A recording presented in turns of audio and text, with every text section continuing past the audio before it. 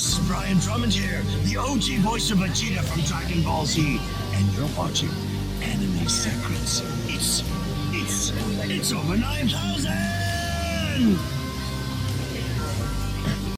Toku Secrets is a podcast run by the Anime Secrets website. Check us out at animesecrets.org for more anime, video game, tokusatsu content. Remember to follow us on Spotify, Apple Podcasts, YouTube, or wherever you listen to podcasts today. Oh, yes! This is Goldar, and you're listening to Toku Secrets Podcast. Don't tune us out, tune us in! Welcome to Toku Secrets. Join us as we journey into the marvelous world of Super Sentai, Kamen Rider, Power Rangers, and many other tokusatsu. Get ready for the adventure of a lifetime. It's Morphin time! Link to the Morphin. I'm Nathan Desai, the dazzling adventurer, Token Silver. I'm Patrick Allen, I'm Shinken Red. And I'm Ridwan Merchant, Gokai Red. And I'm Anthony Davis, also known as Curie Green. And we're Toku Secrets.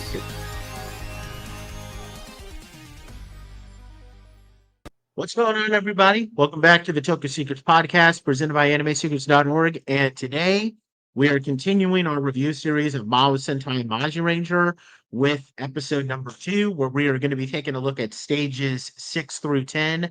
Last time, we took a look at stages 1 through 5, and we don't have as much to talk about, but we still got, some fun little episodes where I feel like all 5 of the Magirangers are going to get moments to shine, some more than others, but you guys will see what we're talking about. So I think we're going to have a lot of fun on this one. Now, before I recap the last thing, kind of an interesting thing to know here is that we're officially at the point where rumors of the next Sentai to come next year are starting to kind of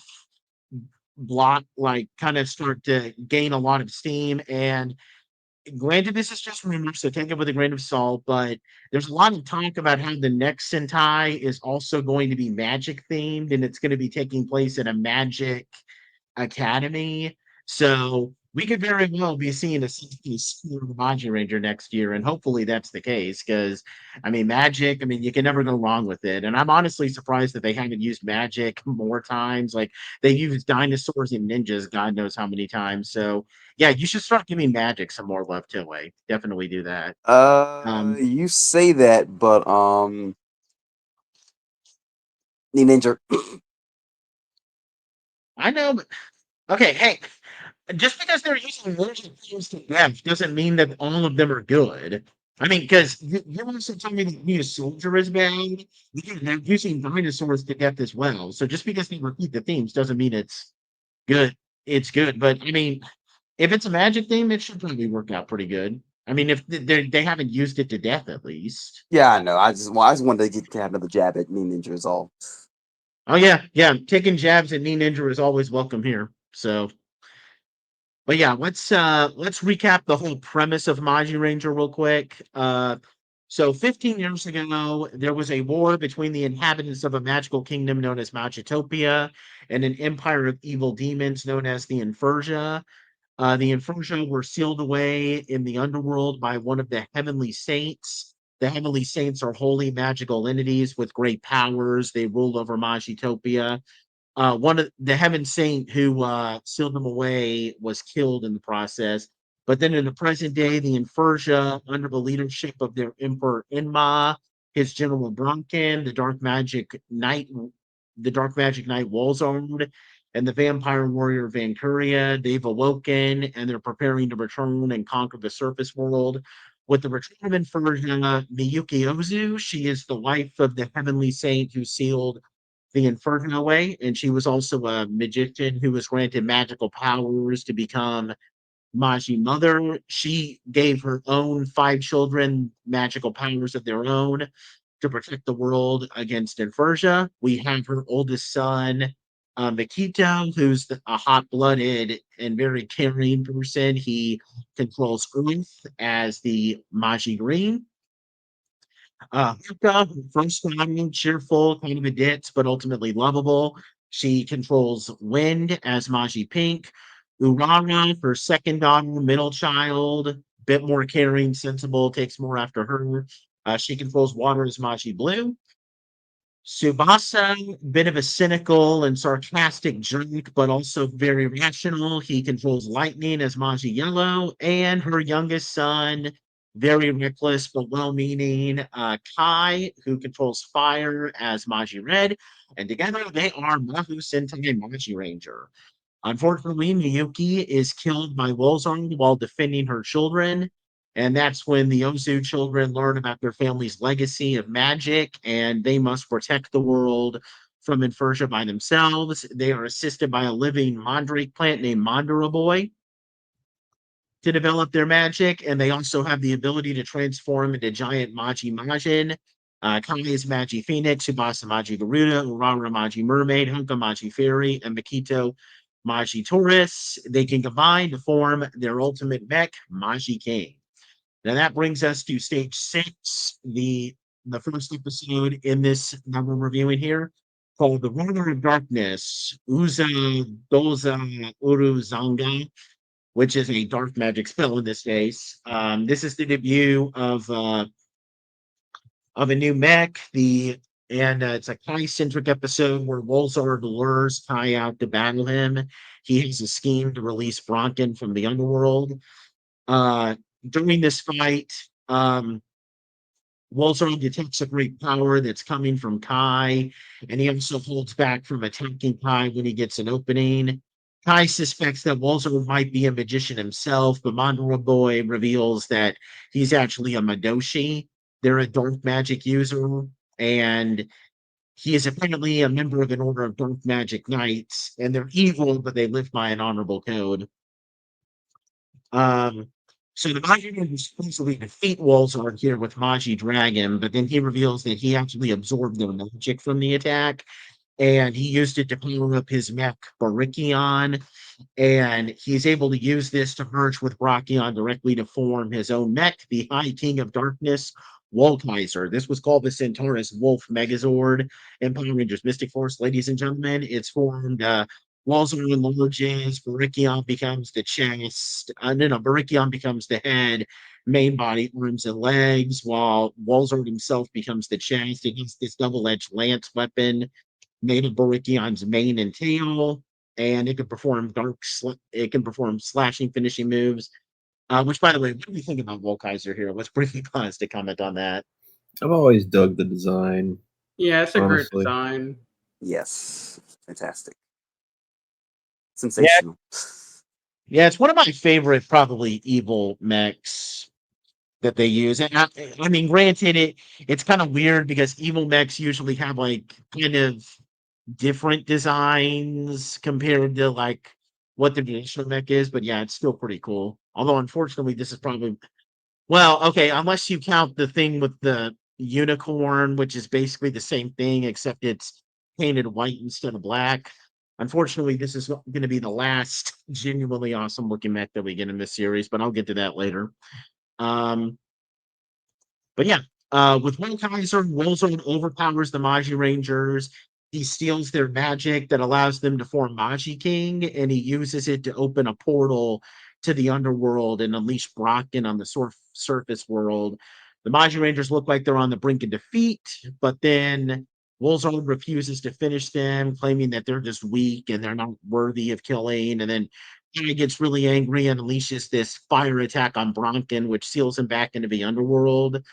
And Wolzard finds Kai's power intriguing, so he just opts to just leave. And the episode ends with the Magi Rangers lying unconscious. What do we think about this one? I think this is how you do stakes right.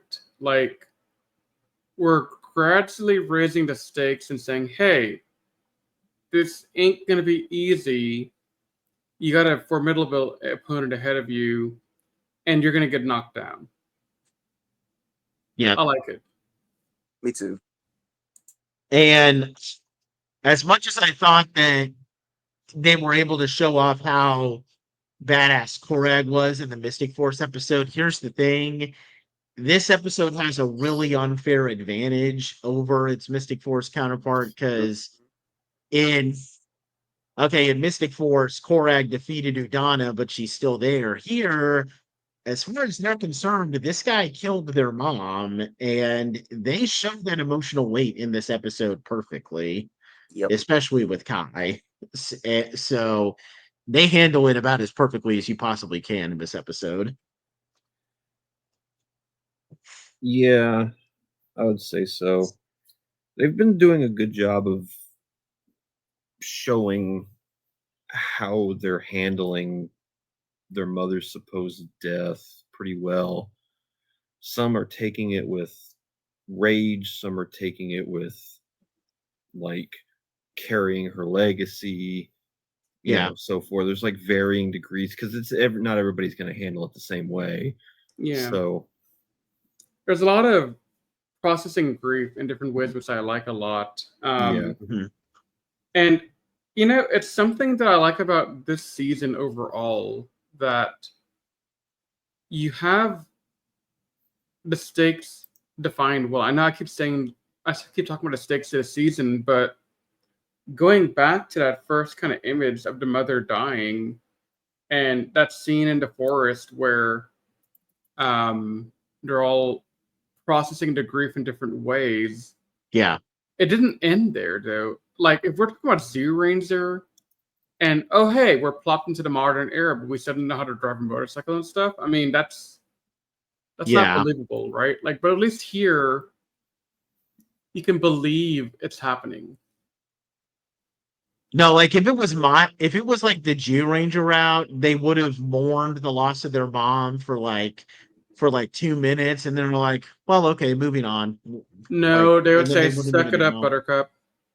Right. Yeah, they'd be mourning Yeah. some random kid's mom's death. Oh my yeah, God, you're yeah, right. I hate yeah. it. But one thing to note, so this is the episode that it debuts WolKaiser in its full mech form, right? Yeah. Mhm. Yep. What's really interesting though is that like when we saw the Mystic Force episode, we didn't see the Mystic Force Rangers actually win against him in their dragon form first. They omitted that from the Power Ranger version.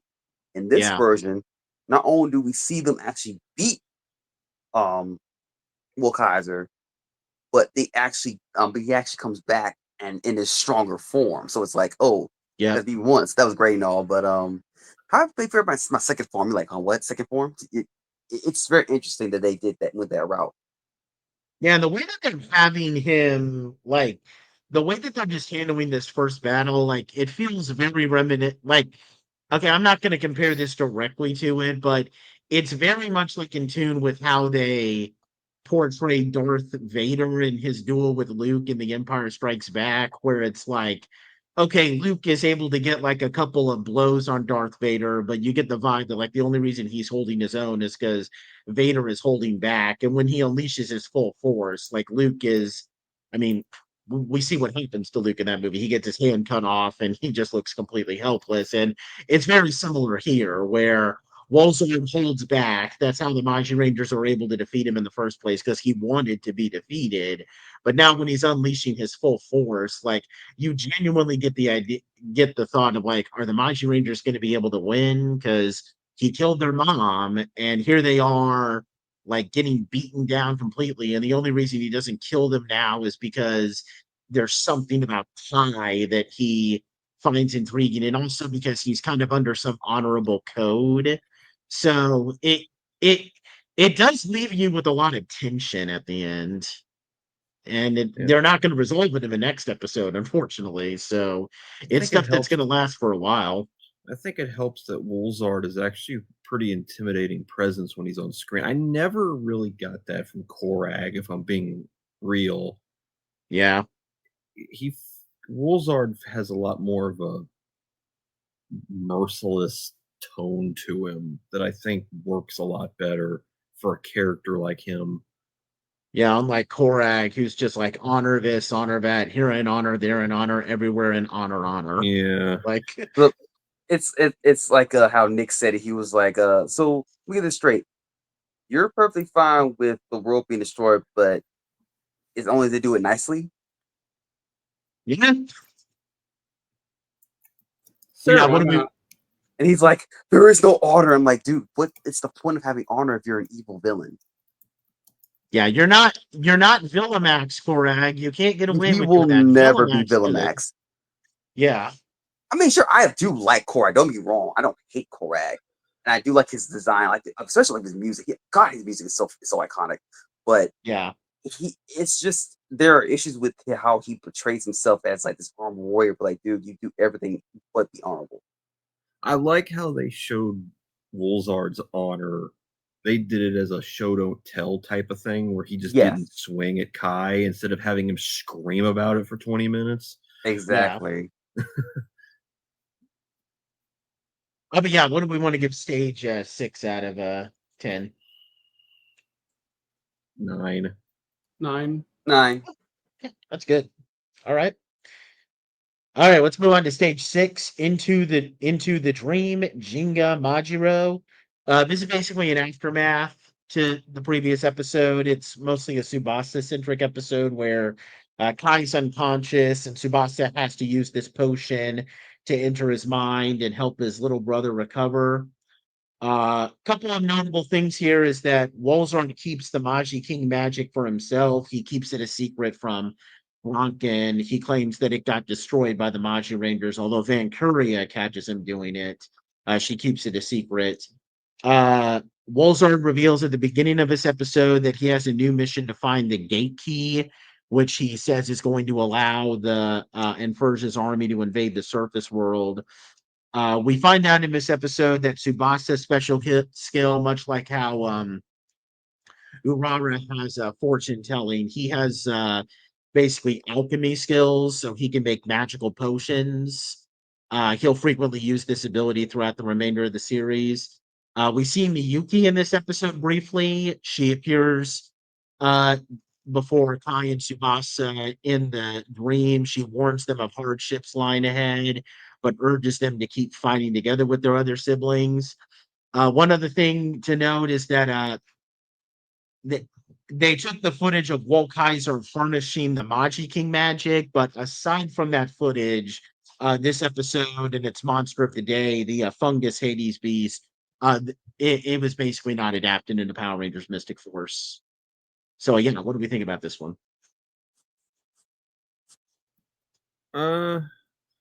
It's nice to see Tsubasa be a little bit more, because he's the cold one of the group. Yeah, he has been so far. So to give him a moment of actually showing that he cares is pretty nice, because we were complaining about that in the first 5 that he didn't really have anything to do.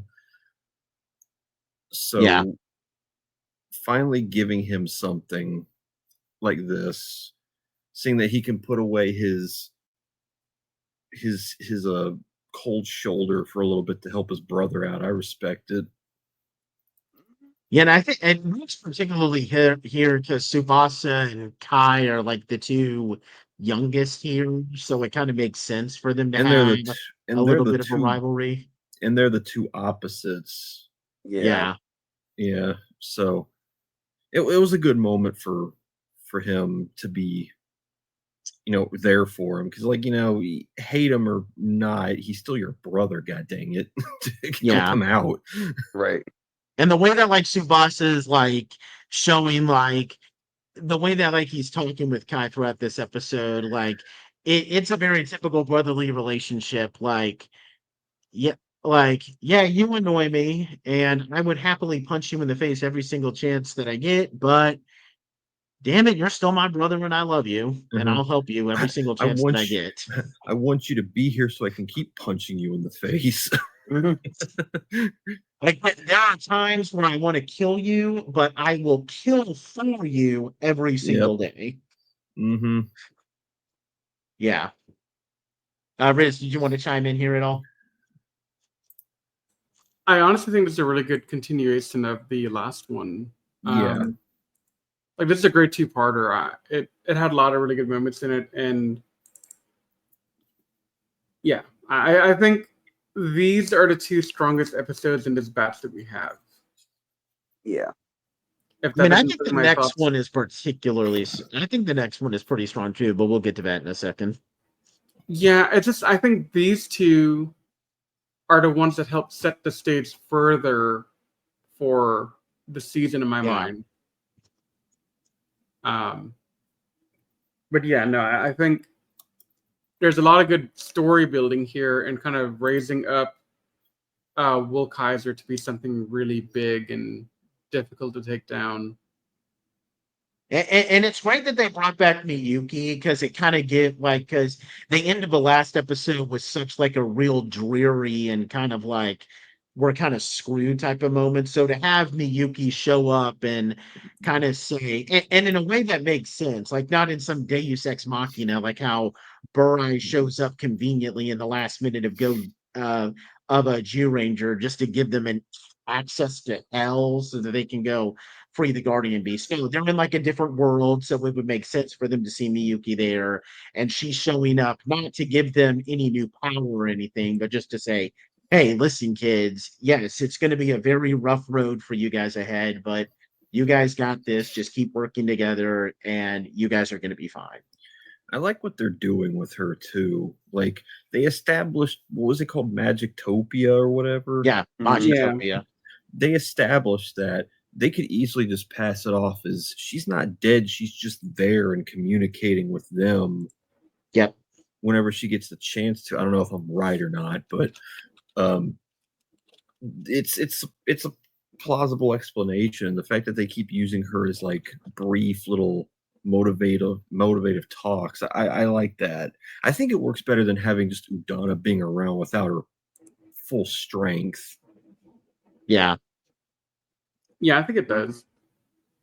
And I think it's nice that we're seeing her come back from time to time. It's a nice little callback because one thing I was kind of curious about in the beginning when she died was there's still some Mystic Force footage or Magiranger footage with the white, Rangers. So how are they going to play this off later? So I'm glad that they have like these little callbacks or flashbacks and just calling over the spirit world and be like, "Yo, mom, what's up?" type things.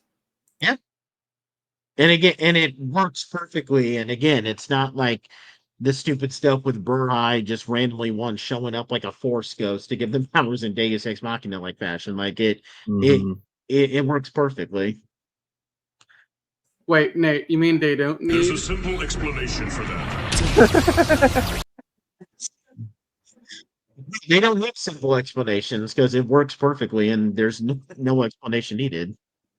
Right. So they don't need go say. They can say no say.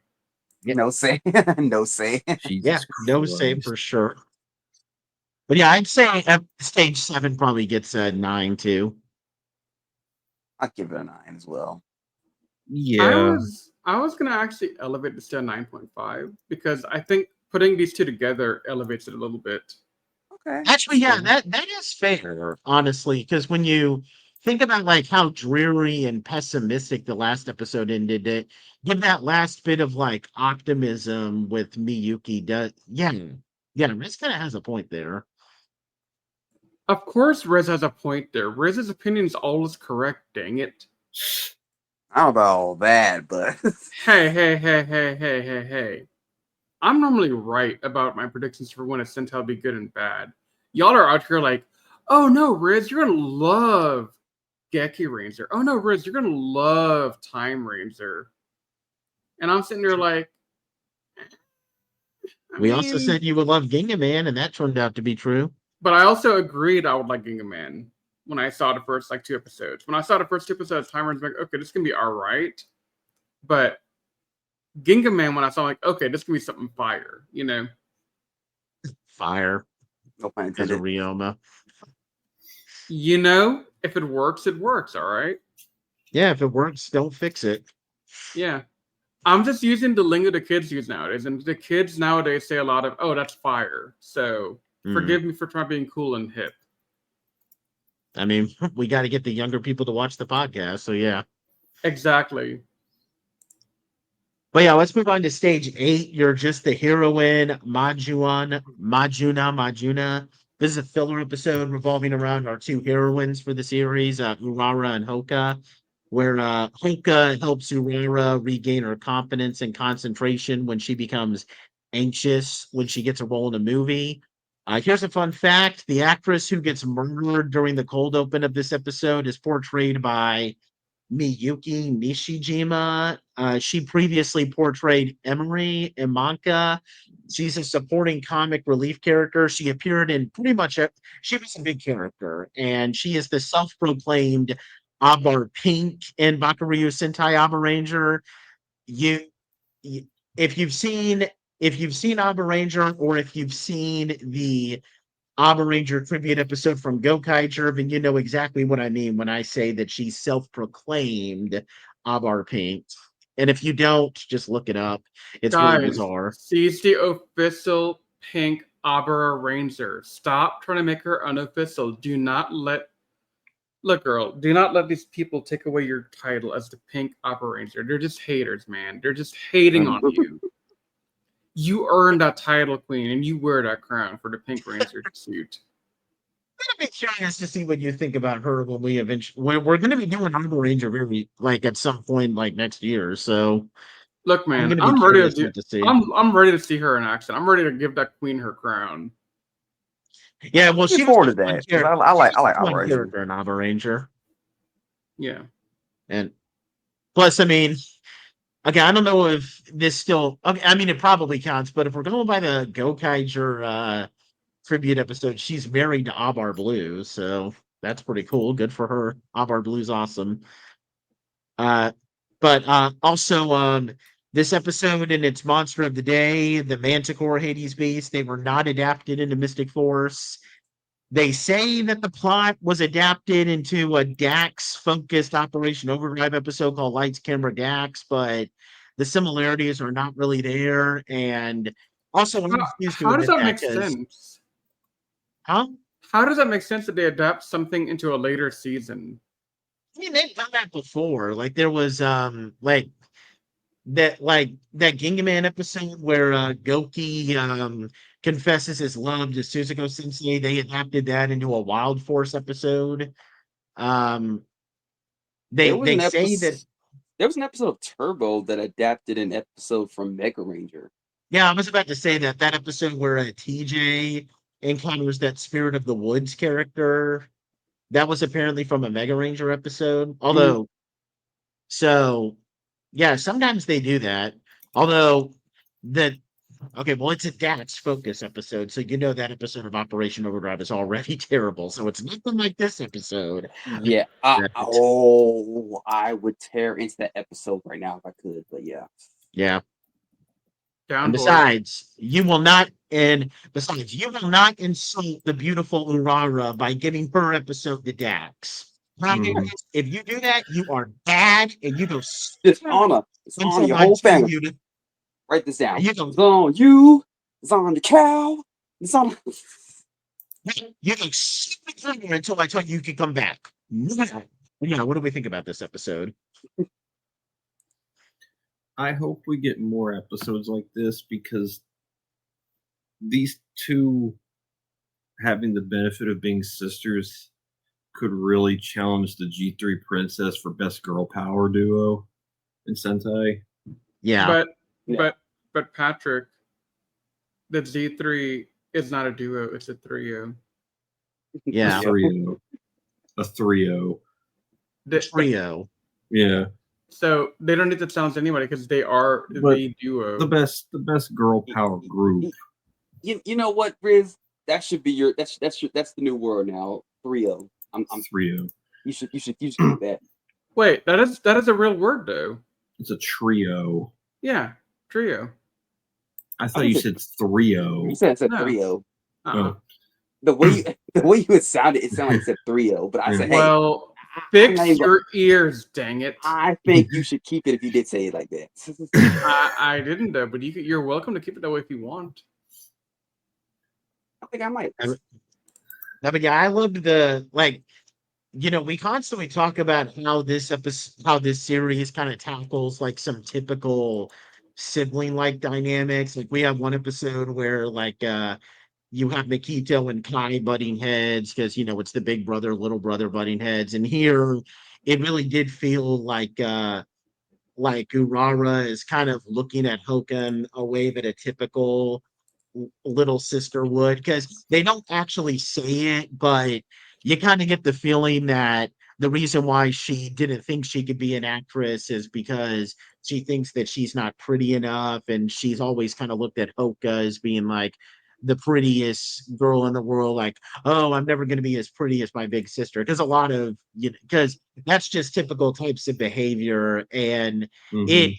and to see Hunko really like be encouraging of her was great. Plus, not only that, but it much like how that one episode of Go Onger where you had role reversal where Mew is doubting herself and Saki's encouraging her. It's a role reversal here where, because honestly, there are times when with how Urara is acting all sensible and mature and everything, that you honestly sometimes forget that Hoka is technically the big sister. It's cool to actually see Hoka be a real big sister to Urara. Yeah, their dynamic is it's wholesome. Mhm. That's why I hope we get more episodes like this where it's the two of them being the center stage, because I like this episode a lot. Agreed. But yeah, I don't have much else. I mean, I guess I could say that I kind of wish that this episode was adapted into Mystic Force, because here's the thing, Max and Vita are sisters, so you can have an episode like this and it would have worked perfectly. No, And it they're would both have great been it would have been a characters. great moment for them to have. And talking to them at RSP, they even mentioned they wanted more to do together. Yeah. Yeah, so it's like they were sisters at the show, and then they did talk about them being sisters and whatnot. But it wasn't enough for us to be like they legit are sisters, because they don't really interact with each other like that in the show. Yeah. Yeah. And come on, Really? Disney, like if you were gonna adapt that stupid Bokenger episode where Boken Red puts on those stupid good luck charms in his ranger suit, like if you adapted that, then surely to God you can adapt a scene where the blue and pink Mystic Rangers get pom-poms and start dancing around. Like It would also work a lot better too, because V was a DJ. yeah, oh yeah, that would have been perfect. Missed opportunity. Disney, Shameful. you had the chance to do something good and you decided to not. Well, if you hadn't cut down the episode in length, if you hadn't cut down the seasons in length, then you would have had plenty of room to fit this episode in. But no, they were trying to be frugal with their money, and it backfired on them. They blew their budget. I think SPD blew their budget because they doing too much. It did. Yeah. Why did they? Okay, I was probably fine with them team up with the SPD Down Thunder Rangers in that first one. Why did you need to do a second one? I mean, like, But I don't think that blew the budget though. It was according to what they said on the Ranger Wiki, it was more that the finale used up almost the entire season's budget, which makes sense because you can probably count the number. You can probably count the number of minutes of Sentai footage in that finale on one hand. Okay, so it was the finale. Though. It was the finale, yeah, because I don't think it cost. Do you really think they were paying the right rates to the Down Thunder Ranger to come back as a cameo? Oh, I wasn't disputing the getting them as a cameo. I was referring to the footage, the live action footage they were using, because they were burning up a lot of footage because having them all together like that. Well, I mean, also think about they made a whole new Doggy Kruger suit. Had to film all that stuff separate. Yep. And they made new suits for Sergeant Silverback and Commander Birdie too. Yep. Yeah. So I mean, and the A Squad Ranger suits. Yep. Okay, that was their cycled in space stuff though. Just the helmets, but yeah. But still, the rest of it's just Under Armour from like Academy. And then they had the one-off SPD orange costume. Yep. Is that not Endeca? It's not. No. Okay. It's like they took one of the main 5 suits but put a 0 on it, then take the yellow Space Rangers helmet and slightly make some slight aesthetic changes, and then voila, you have your SPD Orange Ranger suit. Yeah, there's never been Deca orange. It's been a deck of Yeah. gold, but we didn't even see her actually transform fully. Hey, Yeah. Toei, for the next decade reunion, make an orange. Yeah. And show us Deca Gold in action too, instead of just showing her transform for 2 seconds. And then It'd be pretty great. Yeah. You know what that remind me of, Nate? It reminded me of when Catherine was trying to morph in the Turbo movie with the Zika Yeah. powers. That's what it reminded me of. It is exactly like that. But yeah, to go back to stage 8, this is another 9 just from a Yeah. personal bias. Oh yeah. I mean, Urara is awesome, so yeah. Yes. Riz, what I did you like- want to give it? I like both of them. They're both goofy. What were you going to say, Riz? What do you want to give it? I'll go with an 8. Cool. All right, let's move on to stage 9, Friendship Fusion, Guruma, Maji, Jinga. This is a second battle with Wolzard, Kai-centric episode. It's a debut of another mech where Kai gets caught in another dimension with Barikion when infighting ensues among Inferja. Kai is able to use his magic to heal Barikion from an injury, which was inflicted onto him by Vencuria, and he tames it, and thus he gains the ability to merge with Barikion in his Magi Phoenix Majin form to become FireKaiser. Pretty much the same thing as WolKaiser, except you have Magi Phoenix combining with the tail to form the chest. This was called the Centaurus Phoenix Megazord in Power Rangers, which, I mean, we can briefly say, like, what do we think about FireKaiser? I don't think it's as good as WolKaiser, but it's still sick regardless. Yeah. It's close. I think I like. No, actually, no. This is the third best mech suit in this series. Definitely. And I mean, we get to see its own little version in with the unicorn form, even though we only see that like for just a little bit. But yeah.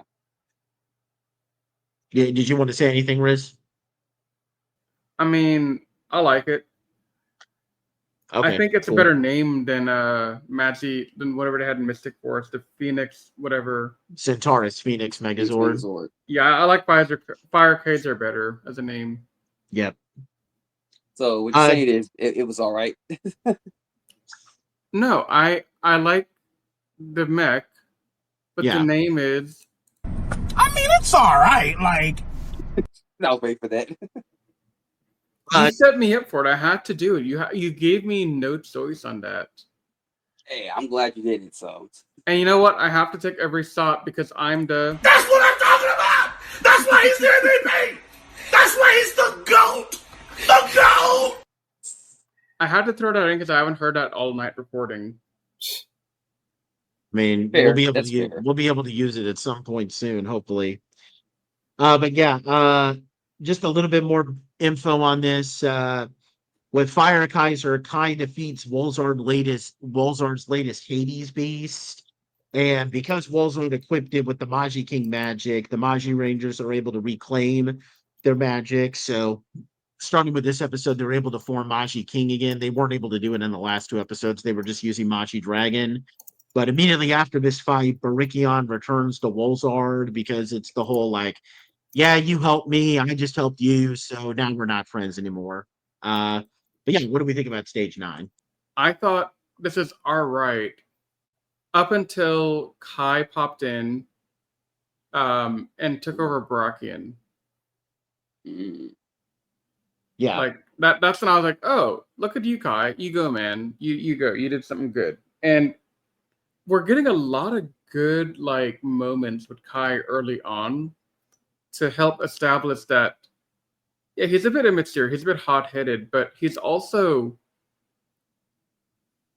growing capable of the pressure that he's taking on. Yeah. And I like that. I know I don't know if it was one of you two, Nate or Anthony, but somebody told me prior to the season watch that I would probably not like Kai I think it's somebody in our fan group, not you guys. It might have. Well, I don't think I ever told you would dislike Kai. I was just kind of saying there's a chance you could find him annoying, but because he's kind of childish. But at the same time, with me, it had been a long time since I had seen Magiranger, so maybe my memory was just kind of a little fuzzy with him. Yeah. My only complaint about this episode is that I wish that, and honestly, you probably could have made this into a two-parter, especially with how big it is with them reclaiming the Maji King magic. But I wish that they gave a little bit more time toward Kai, like resenting Barikion, because I really like that detail where like he's thinking like, you helped kill my mom, like screw you, like you're okay, just die. But think about it this way. He went from that resentment to, I'm going to turn the thing that killed my mom into the weapon to kill the killer of my mom. Wait, what? Mm-hmm. Patrick gets it. Yeah, I understand. So, okay, think about it this way. Kai is mad at Wolzard and Barikion for having a role in killing his mother, right? Yeah. Okay. But how poetic is it if the weapon that killed his mother is also the same weapon that can kill his mom's killer? Yeah. So I think that's a really good setup for a possibility in the future. I don't know how it goes yet, but if it does go that way, then hey, that's pretty cool. Yeah. I mean, and I didn't mind it too much because I personally just saw it as Kai ultimately deciding to help because he ultimately discovers that because he's ultimately a good person deep down, so he can't even let like his worst enemy just lay there and die. So it wasn't a big deal. I just wish that there was a little bit more time dedicated to his conflict because it felt a little abrupt how he goes from resenting to just then all of a sudden deciding to help. But at the same time, even though I didn't take what Riz was saying into mind, I have my own little interpretation and it works. It could have just used a little bit more time. Oh, I just took it as him seeing an animal in pain was like, oh crap. Yeah. Because I mean, he did climb a building to get a kid's balloon. Maybe he just doesn't want to see anybody in pain. Yeah. That's true. I mean, valid. Okay, that's a valid thing. Mm-hmm. Yeah, I don't think this is as good as the previous ones, but I would still probably say it's an 8. Yeah, I don't think this is amazing, but it's still okay. So I'll give it a 7.5. Yeah, I was going to say also. I'm gonna give it 8. Cool. All right, let's wrap up this with stage 10. If the flower blooms, Garuma Magica. This is a filler episode revolving around Makito, where he attempts to raise a cactus to bloom a flower to impress a girl that he likes, but he doesn't realize that it's been enchanted by the latest Hades beast. The only thing to note about this episode, this is another one that was not adapted into Power Rangers Mystic Force. Hades Beast Spectre was not adapted. They did take some of the footage of the trees bending and put it in some early promotional material for Mystic Force, but it was not adapted. What did we think about this one? I did not like this one all that much, to be honest with you. Yeah, this. I mean, I know that it's meant to show Makito being a bit, I guess, what's the word I'm looking for? In like he's like very easily love struck. I guess is where this is going. But this episode was just. Ooh. This might be out of the first 10 episodes the most nothing episode this season's had so far. I think the word I would use, Patrick, if I'm going to be the harsher critic, mind-numbing. Yeah, this episode was kind of just painful to watch. It was really like the minute the episode began with that stupid towel scene, I already knew this was going to be a bad episode. It sucks too because I like him so far, but This episode really didn't do anything for him. Actually, they hurt him doing this in a way. I don't want to say they hurt him. It's just. Well, it depends on how they go with it. I think they showed the wrong side of his energy. It's just because that episode earlier where him and Kai had their bonding moment, like the whole he's a strawberry and I'm the field episode or whatever. Like that episode showed his like over the topness in a positive way. This they went down the more like cartoonish route and it didn't work. I honestly think it would have worked a little bit better if they didn't make the woman in this episode just horribly unlikable. Yeah. Like she is a horrible person in this episode. Yeah. My God, I Like- was waiting for freaking Urara to do something for her because she was like, "Shit, my brother." I'm like, yeah, do it. Like, Yeah, that's my favorite part of the episode, and it's one of the reasons why I don't hate it. Like, because that scene is always going to stick with me, where like where like she admits, like, "Oh, I gave you a fake cactus. It wasn't supposed to bloom a flower. Like, did you really think I was going to go out with you?" And then the other Magi Rangers are getting all angry, and then Urara, who's usually the most calmest and the most collected, she's like looking at that woman with murder in her eyes, and she's like, "I'm about to end this woman's whole career." That was perfect. I love that scene.